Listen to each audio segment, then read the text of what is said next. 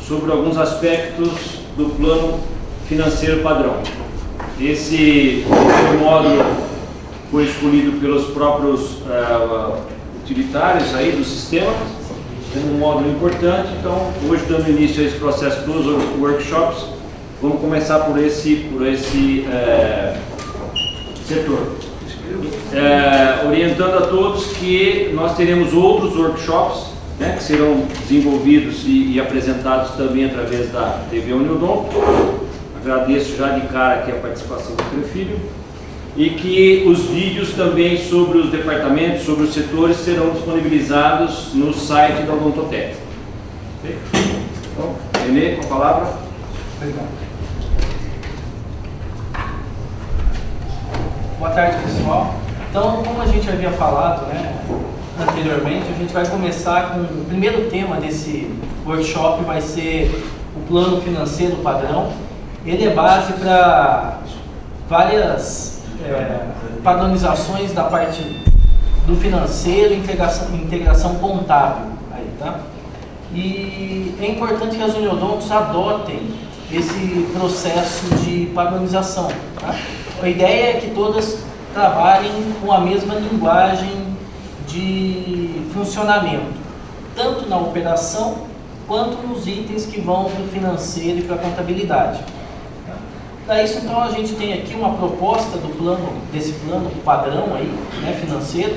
Ele teve origem em uma reunião que a gente fez com vários uniodontos, e a gente fez uma coletânea de todas as configurações, todas as classes que eram utilizadas, né, e deu origem a esse plano padrão. Vocês já receberam e-mails falando disso. Esse plano já vem há bastante tempo sendo divulgado e agora a gente vai intensificar as uniodontos a usar esse plano, tá legal? Então, vou pedir para o Marcelo passar para a gente um pouquinho. Tá? A estrutura desse plano, vocês costumavam utilizar as contas 1 e 2 para identificar tudo aquilo que vocês recebiam e que vocês pagavam, né? E cada uniodonto criava a sua classificação, certo? E como cada uniodonto foi criando, cada uniodonto deu um nome e um código para cada tipo de conta, para as mensalidades, para as despesas de produção, de cooperado, tudo. E aí a gente resolveu em um momento, para conseguir fazer integrações e tirar relatórios, fazer comparações, a gente resolveu padronizar isso. Tá? Então nós criamos as classes 7 e 8. Essas classes 7 e 8 vão... A classe 7 e 8 diz respeito, a princípio, ao faturamento. Faturamento de pessoa física e de pessoa jurídica. Tá legal? Então, são as receitas que vão entrar desses contratos. Pessoa física, pessoa jurídica. Jurídica é intercâmbio e empresas locais. Tá?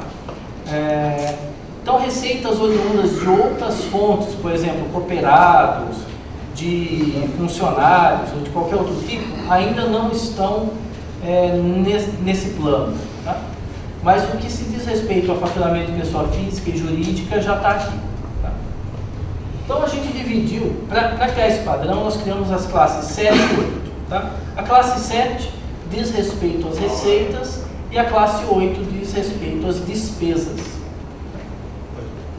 Então ali a gente tem uma ideia de como é a classe 7 e a classe 8 ali das despesas. Tá legal?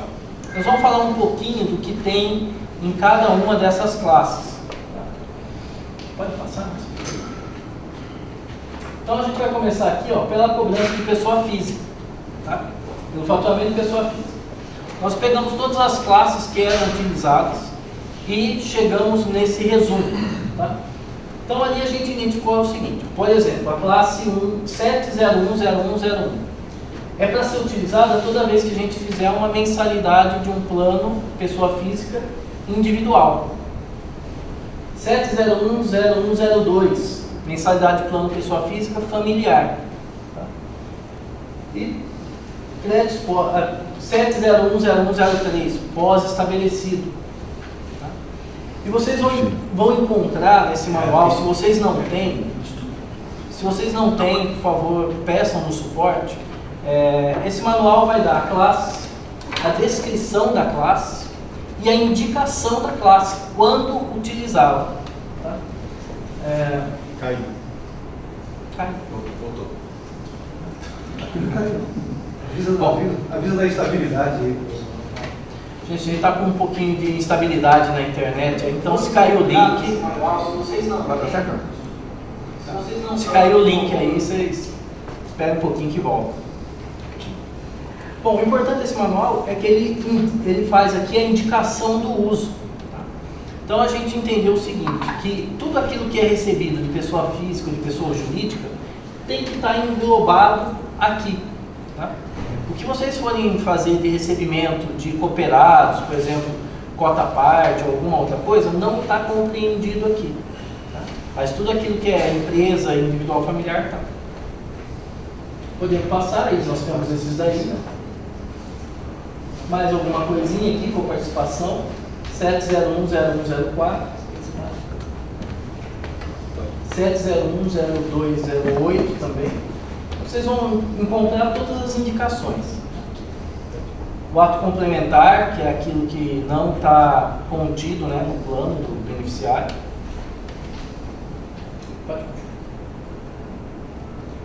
Aí a gente vai ter, inclusive, a gente falou das mensalidades, agora a gente tem aqui, ó, segunda via de carteirinha, tem taxa de inscrição, taxa de compra de carência, reembolso de coparticipação, que aí já é um item da classe 8, tá? A gente está devolvendo dinheiro para o usuário, por isso que ele é um item da classe 8. E esses foram os itens para o individual familiar. Então nós entendemos que tudo aquilo que se recebe de uma pessoa física está ali. Tá? Basicamente nós temos ali mensalidade, coparticipação, ato complementar, taxa de inscrição, taxa de compra de carência, taxa de segunda via de carteirinha e devolução de ato complementar. Vai ser expandido para as outras compras? Ou só vai ficar restrito a isso? Atualmente está restrito só a esses itens. Né? A parte, no futuro a gente deve estender a parte de cooperados, tá?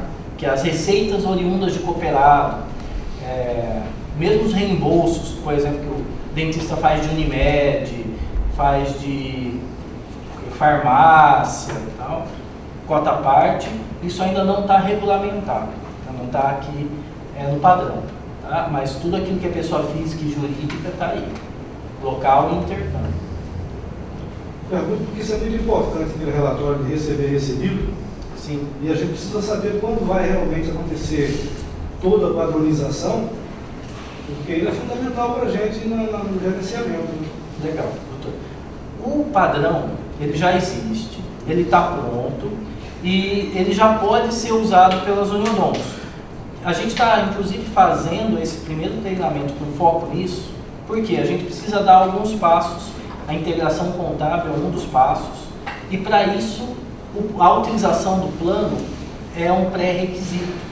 Como tiveram, na verdade, poucas adesões ao uso do plano, até porque o uso desse plano ele é facultativo, as uniodontos que querem, elas utilizam, as que não querem, que querem continuar utilizando o modelo antigo, proprietário, que elas criaram, elas podem continuar.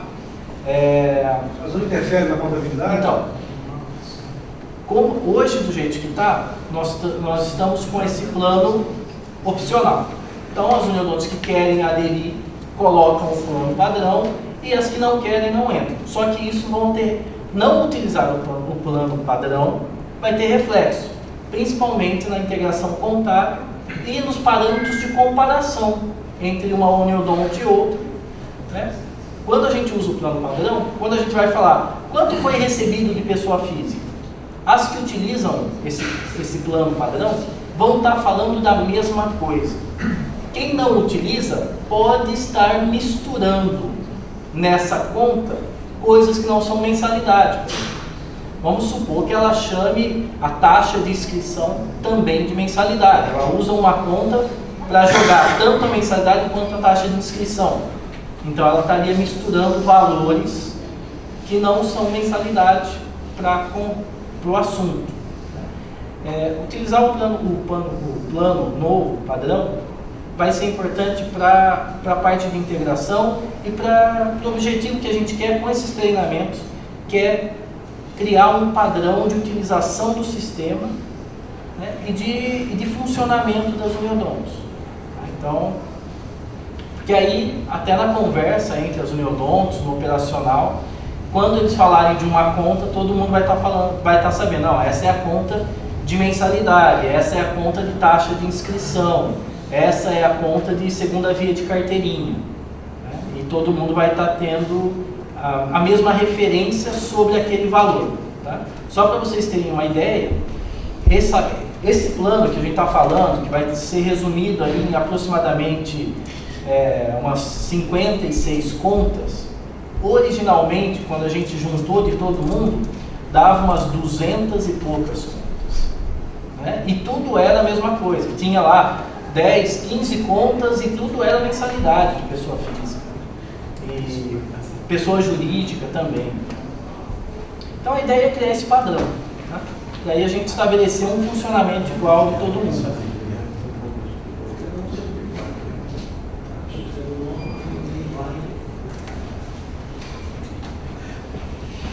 Vamos passar. Pode passar. Pode. Agora a gente vai entrar nas classes que são destinadas ao faturamento de pessoa jurídica, tá? Aqui também a gente fez a mesma compilação e vocês vão ver ali, começa pela parte de mensalidade. Essas são as classes só de pessoa jurídica, contratos locais, tá? Então, mensalidade titular, dependente, agregado, mensalidade familiar, RDO, poucas uniodontos utilizam o RDO aí, mas é aquela remuneração por disponibilidade odontológica. E para quando devem ser utilizados. Vocês vão ver que a gente não faz aqui uma separação se esse contrato é uma mensalidade de titular de um contrato empresarial ou de um contrato de adesão, porque essa configuração é feita em outro lugar do sistema, tá? Então aqui a gente apenas identifica, isso é uma mensalidade titular. Por isso que a indicação aqui, ó, vocês vão ver sempre está empresarial e adesão. Preço pré-estabelecido, no caso, e misto, né?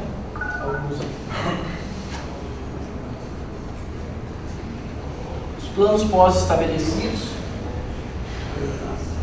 coparticipação,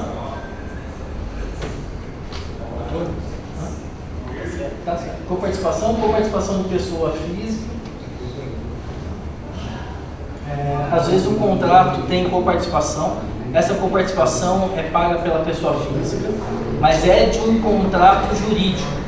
Então a gente colocou aqui só para ilustrar que quando o usuário de um contrato empresarial faz o pagamento, a classe vai estar no individual familiar, tá?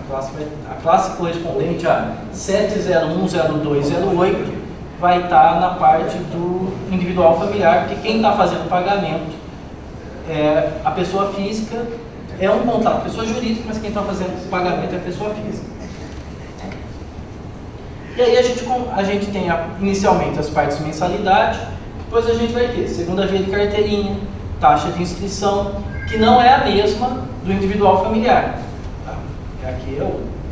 Então nós temos duas classes para a segunda via de carteirinha, duas classes para taxa de inscrição, que uma vai corresponder ao individual familiar e a outra vai corresponder à pessoa jurídica. Comendador, vou fazer ele ia perguntar, mas está sem jeito. Está tímido. Se a mudança de processo agora no meio vai interferir na contabilidade, eu respondi para ele, eu pago você para resolver o problema. Aí você responde a ele. Não, a ideia funciona mais ou menos como uma câmara de compensação quando começou a Uniodonto do Brasil. Existe uma resistência, né, principalmente quem é financeiro, é a zona de conforto. Eu sempre fiz assim, vou continuar fazendo assim. Acontece que no ano que vem a gente vai ter um problema muito sério, que é a parte dos SPEDs, que a gente vai entregar para a Receita Federal. E a gente precisa da informação muito rápida. Que esse processo hoje, de fazer a caixinha, mandar pelo correio, e aí falta o documento, tem que pedir, a ideia é que a gente coloque isso no financeiro e isso venha para a conferência. Porque hoje a gente pega, vocês lançam lá uma conta de luz, você entra lá o financeiro, lança, manda o documento para mim, eu pego aquela mesma conta de luz, lanço na contabilidade. Tá? Então a ideia é fazer essa integração financeira. Nós estamos terminando a parte de integração de nota de custo e receita da cooperativa, né? Com essa semana a gente deve fechar para apresentar já na convenção e em seguida a gente vai fazer o financeiro. Até o fim do ano, a ideia é integrar 100% da Odontotec com a contabilidade. Então, a minha pergunta é a seguinte: vamos supor que vocês vão mudar agora, que não mudou ainda. Não vai existir, digamos assim, interferência no trabalho da contabilidade dos relatórios contábeis? Não, porque o passado já está pronto, né? Não, você independente da classe financeira que vai adotar agora. Você não busca a classe financeira hoje? Não, a gente pega na mão. A ideia é partir para a integração na classe financeira. Porque até então a gente faz pelo documento e não pelo relatório. O relatório hoje é conferência. O que a gente quer fazer é que a contabilidade seja a conferência. Que os lançamentos venham do programa, pronto. Tá? Isso que aqueles relatórios contábeis eram utilizados só usa para conferência, não. Hoje o processo é contrário. A gente quer inverter esse processo. Marinho, foi? Você, de certa forma, está... Agora, mas quem está perguntando? Ele ou você? Eu. Então desconto agora. Você está diminuindo sua mão de obra no Brasil, você está acabando custo. Não vem não consequência. E vai aumentar a minha? Por que vai aumentar? Estou perguntando. Ela não vai aumentar porque você já faz isso. O problema é que a informação que você trata lá, por exemplo, o Alessandro lançou lá pagamento do Banco do Brasil, pagou a conta de luz da Uniodonto. A ideia é que isso venha em linguagem de integração. Hoje ela vem no papel, no relatório no papel. Aí eu vou lá e lanço o que o Alessandro me disse, né, que ele pegou a conta de luz, de água e pagou pelo Banco do Brasil. A diretor precisa autenticar aquele documento? Não, O diretor lá não vai fazer mais nada, ele só faz isso? Não. Mas eu não sei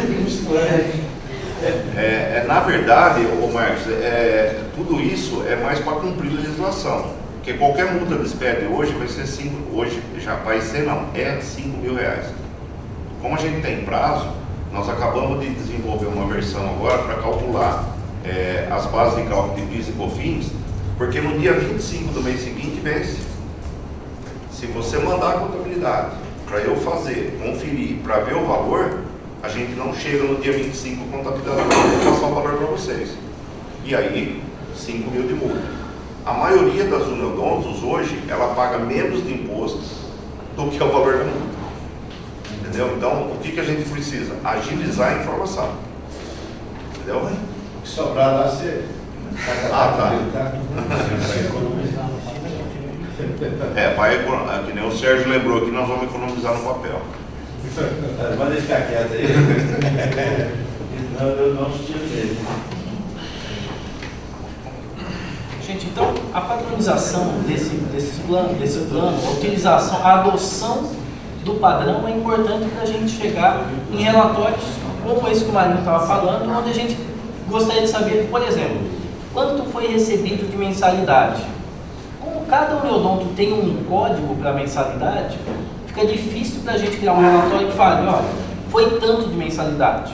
Por quê? Porque cada uniodonto dá uma codificação para mensalidade. E mais, tem uniodonto que cria um código só e chama de mensalidade. Tem uniodonto que cria um código para o titular, um para o dependente e um para o agregado. Então nós fizemos essa compilação para a gente ter mais fácil essas informações. Mensalidade. São os 3 códigos lá primeiros, da tela anterior, se você